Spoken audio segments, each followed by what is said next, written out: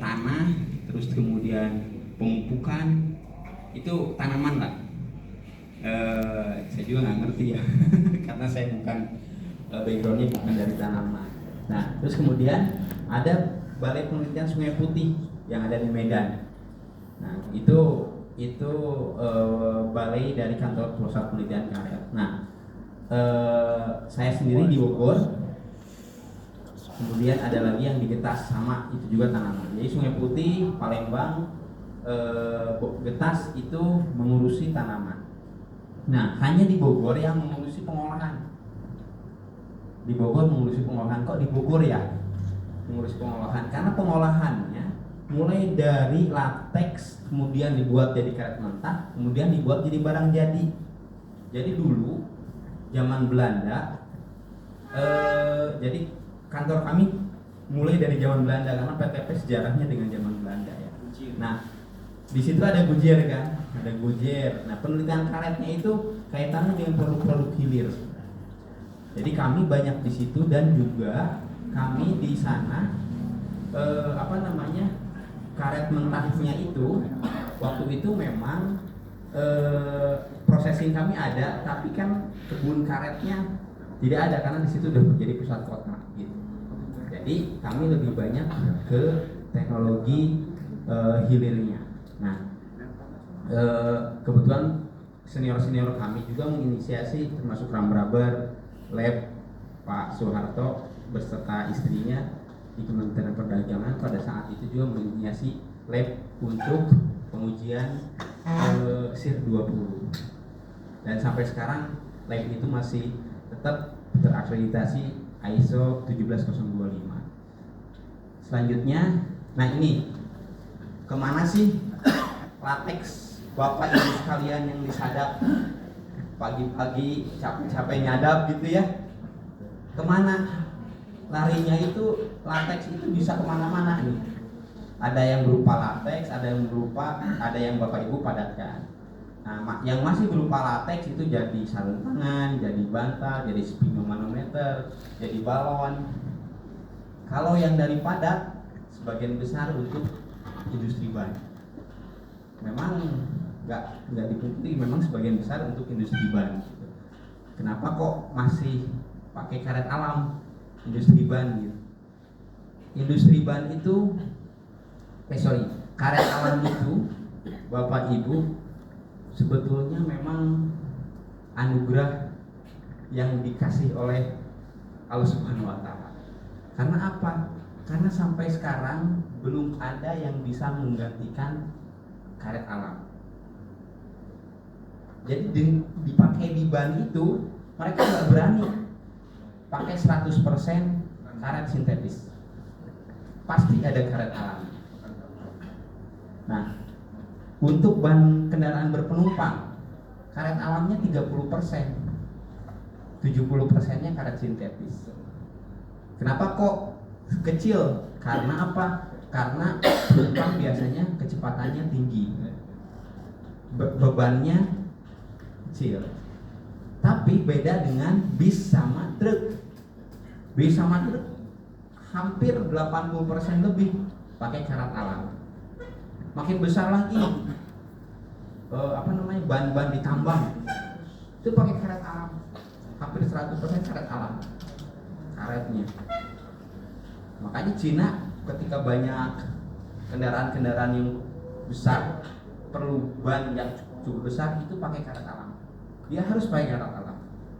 Kalau pakai karet sintetis paling setahun 2 tahun udah hancur. Karet alam ini memang betul-betul cukup kuat ya. Kenapa kok cukup kuat? Karena kalau kita lihat di karet alam itu sebetulnya kalau kita bahasa awamnya apa ya? Kalau bahasa kimianya berat molekulnya lah ya. Banyak molekulnya itu besar sekali. Dan karet alam ini sangat unggul di situ. Jadi menahan lodi. Ban pesawat terbang itu karet alam. Nah, luar biasa sebetulnya karet alam ini, dan memang tidak pernah tergantikan. Sampai saat ini belum ada yang bisa menggantikan. Dan saya kira kedepannya juga kalau manusia sudah punya pemikiran yang ini, saya kira belum bisa menggantikannya. Karena apa? Karena memang kerumitan dari strukturnya. Di situ ada proteinnya, di situ ada fosfolipidnya yang notabene berpengaruh terhadap kekuatan dari karet alam itu sendiri. Nah, terus kita Indonesia sedang mengembangkan sekarang bantalan. Nah, ini sebelahnya ban itu bantalan untuk gempa, tapi untuk di jalan, di jembatan. Jadi kalau Bapak Ibu semua dari arah mana ya, mungkin tahu tol MBZ ya. MBZ itu tol yang dari Lingkar Luar masuk ke tol Cikampek. Itu tolnya diinvestasi oleh Muhammad bin Zayed, tol MBZ. Nah, itu pakai namanya lead rubber bearing. Itu ada di jembatan. Itu jembatan itu kalau gempa itu ada peredamnya. Itu dari karet alam.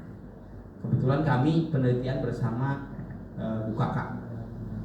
Dan BUKK mereka mengembangkan itu dan sekarang sudah jualan. Nah, itu peredam yang bagus juga pakai karet alam. Nah, terus ini dock fender ya. Kalau Bapak Ibu semua ke pelabuhan itu ada dock fender. Nah, terus sebetulnya tidak hanya lateksnya, tapi kayunya juga banyak digunakan. Terus kemudian biji karetnya, memang biji karet kan juga pipit dari sebagainya, tapi beberapa beberapa industri luar ya, dari luar negeri, salah satunya Innover, mempatenkan dia buat biodiesel, dia buat gliserin, dia buat beberapa produk dari biji karet. Selanjutnya, nah ini sebetulnya 3 jenis produk yang Bapak Ibu tahu. Yang pertama, Bapak Ibu sering menyadap dalam bentuk latex kan, seperti ini.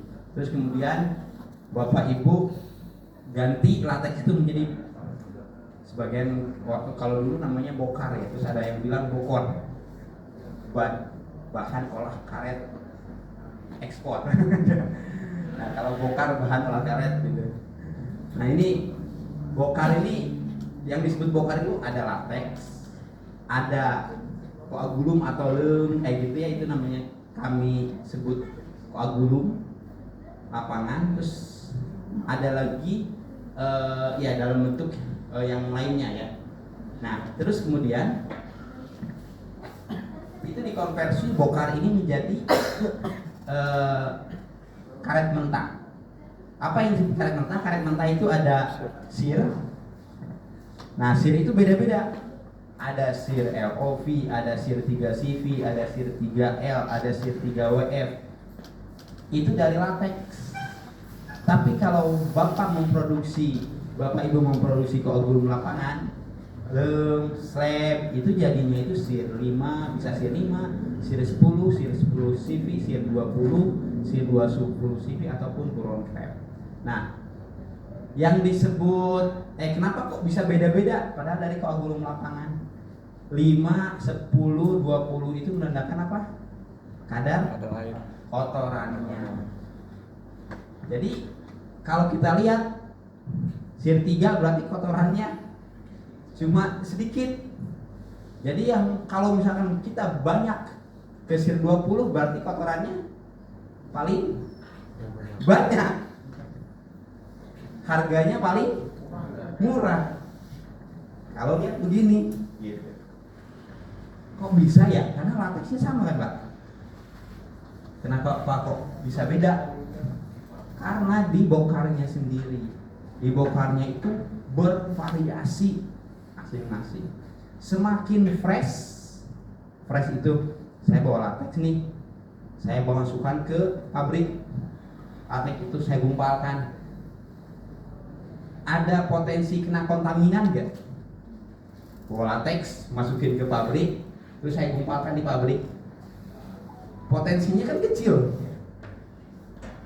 Terus habis itu gumpalkan, kemudian baru dimasukin ke peralatan yang lain, kemudian hasilnya bisa jadi 3 gitu.